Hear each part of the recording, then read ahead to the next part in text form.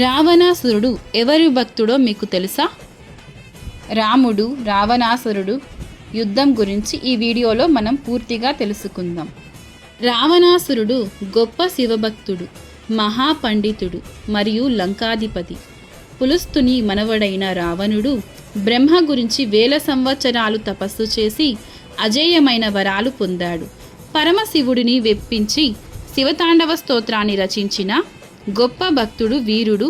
అయినప్పటికీ సీతాపహరణం వంటి దుష్కార్యాల వల్ల దుర్మార్గుడిగా పేరు పొంది చివరకు శ్రీరాముని చేతిలో హతమయ్యాడు.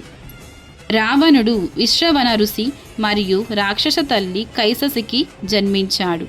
అందువల్ల ఇతడు సగం బ్రాహ్మణుడు, సగం అసురుడు. రావణుడు శివుడిని అత్యంత భక్తితో ఆరాధించేవాడు.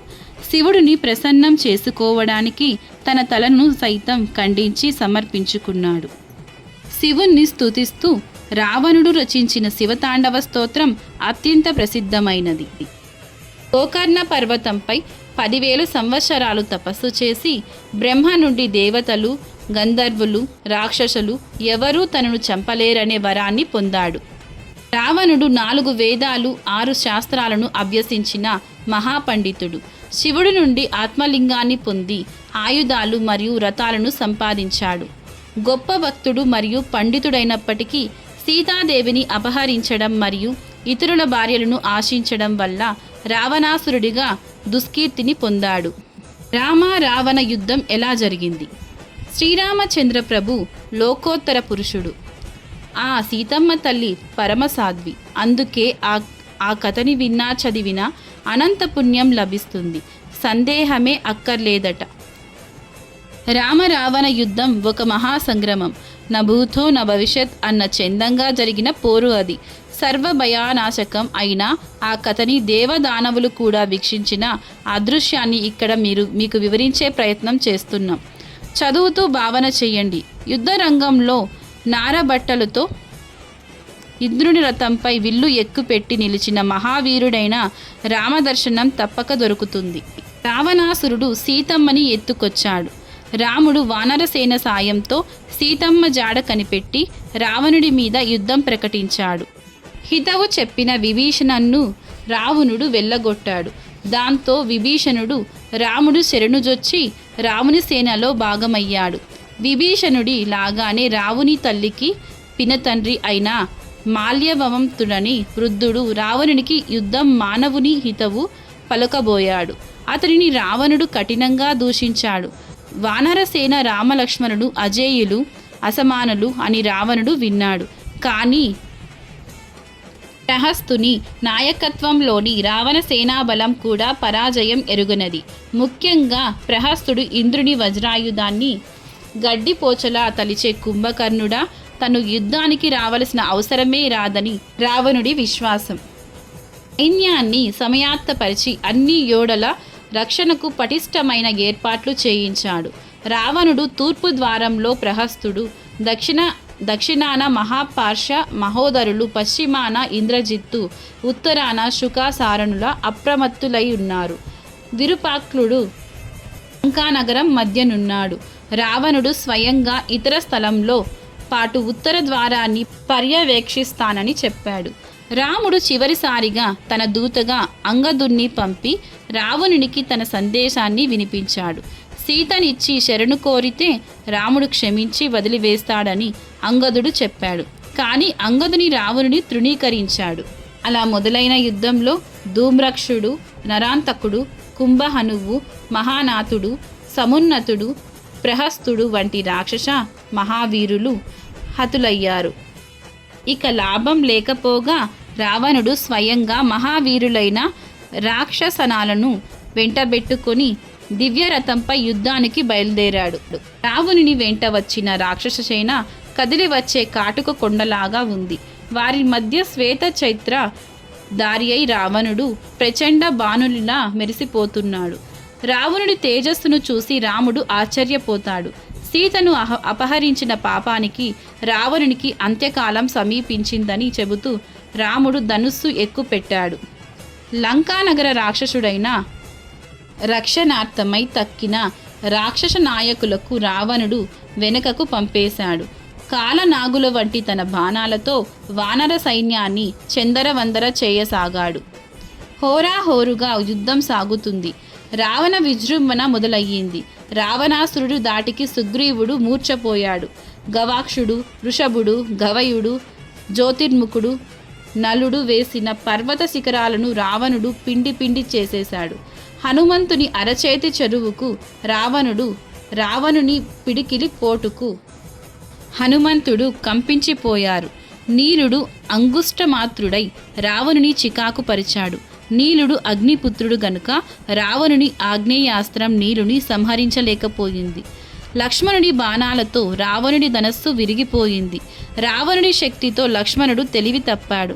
అతడిని రావణుడు ఎత్తలేకపోయాడు. హనుమంతుడు లక్ష్మణుని ఎత్తి రాముని వద్ద పడుకోబెట్టాడు. హనుమంతుని గుద్దుకు రావణుడు నెత్తురు కక్కి మూర్ఛిల్లాడు. కానీ అంతలోనే తెలివి తెచ్చుకొని మళ్ళీ శరాఘాతం ప్రారంభించాడు. హనుమంతుని భుజాలపై అధిరోహించి రాముడు రావణునిపై పోరు సాగించాడు. రావణుని వాడి బాణాలను ఆంజనేయుడు జంకలేదు. అప్పుడు జరిగిన భీకర సంగ్రామంలో రావణుని రథం, గుర్రాలు, ఛత్రం, ధ్వజం ధ్వంసమయ్యాయి. కిరీటము నేలబడింది. ధనుస్సు చేజారింది. విశ్రాంతి తీసుకొని మరునాడు యుద్ధానికి రమ్మని రాముడు రావణునికి చెప్పాడు. సిగ్గుతో రావణుడు లంకలోకి వెళ్ళిపోయాడు. అవమాన భారంతో కృంగిపోయిన రావణుడు కుంభకర్ణుని లేపి యుద్ధానికి పంపాడు. కుంభకర్ణుడు కూలిపోయిన తర్వాత కుంభ నికుంభాది వీరులు, దేవాంతక, నరాంతక, అతికాయ, త్రిశూరాలనే రావణ నందనులు, మత్తుడు, ఉన్మత్తుడు అనే రావణ సోదరుడు అంతా యుద్ధానికి వెళ్ళి వారు కూడా మరణించారు. పిదప యుపాక్షుడు, సోనితాక్షుడు, ప్రజంగుడు, కంపనుడు, ఇంద్రజిత్తు కూడా యుద్ధంలో రామలక్ష్మణుల చేత వానర భల్లూక సైన్యం చేత మరణించారు. ఇంద్రజిత్తు మరణంతో రావణుడు తెలివి తప్పి పడిపోయాడు. ఆ తర్వాత లేచి కోపంతో సీతను చంపబోయాడు.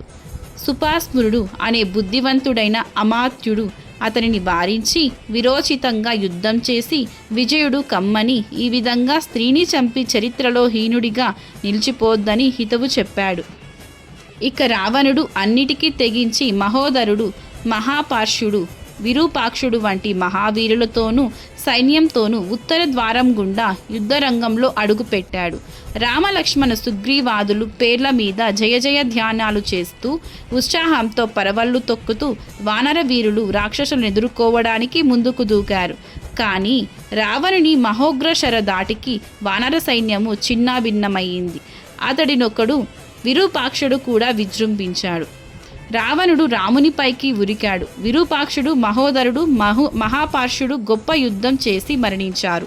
రావణుడు తన వాడి బాణాలతో రామలక్ష్మాదులను వేధించసాగాడు. లక్ష్మణుడు రావణుని సారెత్తల ఎగురగొట్టాడు. ధనస్సు విరిచేశాడు. మనుష్య శీర్షం చిత్రించి ఉన్న రావణ పథకాన్ని ముక్కలు చేశాడు. విభీషణుడు రావణుని గుర్రాలను చావగొట్టాడు. విభీషణుడిపై రావణుడు వేసిన అస్త్రాలను, శక్తిని లక్ష్మణుడు నిర్వీర్యం చేసేశాడు. వానరులు జయ జయధ్వానాలు చేశారు.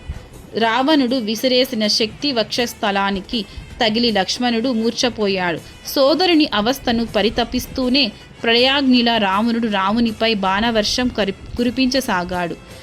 రాముడు తన వారిని ఉద్దేశించి, మీరు సౌమిత్రిని రక్షిస్తూ యుద్ధం చేస్తూ ఉండండి. నేను రాముడంటే ఏమిటో చూపిస్తాను. జగత్తు అరావణం కానాలి అన్నాడు. రామరావణ సంగ్రామం చెలరేగింది. ఎంతో సమయం యుద్ధం చేసిన రావణుడు గాలిలోకి ఎగిరి మేఘంలోకి దూరిపోయి లంకలోకి వెళ్ళిపోయాడు. హనుమంతుడు గరుడ గమనంతో వెళ్ళి మూలికలతో సహా పర్వతాన్ని పెకిలించుకొని వచ్చి లక్ష్మణుని ప్రాణం రక్షించాడు. లక్ష్మణుడు లేచి నిలబడి, అన్నా, ముందు నువ్వు ప్రతిజ్ఞ చెల్లించుకో. నీ కంట పడ్డాక శత్రువు బతికి ఉండగలడా? ఈ సాయం సంధ్యలో సూర్యుడు అస్తమించకుండానే రావణుడు కడతేరాలి అన్నాడు. అదే సమయంలో ఇంద్రుడు పంపగా మాతలి దివ్యమైన రథంతో సారథిగా వచ్చాడు. రాముడు సంతోషించి ప్రదక్షిణం చేసి రథం ఎక్కాడు. రావణుడు వజ్ర సదృశమైన శూలాన్ని చేతబట్టి మళ్ళీ యుద్ధానికి వచ్చాడు. రావణుడు విసిరేసిన శూలం ఎదురుపడి రావణుడి బాణాలు కాలిపోయాయి. అప్పుడు రాముడు మాతాడి తెచ్చిన ఇంద్రశక్తిని విసిరేశాడు. అది రావణుని శూలాన్ని నిర్మూలించింది. రావణుడు కూడా శరపరంతో రాముని ముంచెత్తాడు. రాముడు విడిచిన తీవ్ర బాణాలతో రావణుడి శరీరం రక్తసిక్తమయ్యింది. చివరికి అస్త్రవిహీనుడైన రావణుని పరిస్థితి గమనించి అతని సారథి రథాన్ని దూరంగా తీసుకుపోయాడు. అగస్త్యుడు అక్కడికి వచ్చి యుద్ధ పరిశ్రాంతుడై ఉన్న రామునికి సనాతము పరమ రహస్యము అయిన ఆదిత్య హృదయమును ఉపదేశించాడు. రాముడు ఆశమించి ఆ మంత్రరాజ్యాన్ని 3 మార్లు జపించాడు. జ్యోతిర్గానాధిపతి దినకరుడు, జయభద్రుడు, సహస్రాంశుడు, తమోఘ్నుడు, శత్రుఘ్నుడు అయిన ఆదిత్యునకు నమస్కరించాడు. ధనుషు ధరించి రావణ సంహారానికి దీక్ష పూనాడు. రావణుని సారథి మళ్లీ రథాన్ని రాముని ముందుకు తెచ్చాడు. సకలాయుధ సంపన్నమై ఒక గంధర్వ నగరంలా ఉన్న ఆ రథం ఆ ప్రదక్షిణంగా వచ్చింది. ఇక రావణుని మరణం తప్పదని గ్రహించిన రాముడు తమ రథాన్ని ప్రదక్షిణ మార్గంలో పోనిమ్మని మాతలకి చెప్పాడు. ఈ వీడియోని విన్న తర్వాత మీరింకా వినాలనుకుంటే ఈ వీడియోని సబ్స్క్రైబ్ చేసుకొని ప్లీజ్ ఎస్ అని కామెంట్ చేయండి.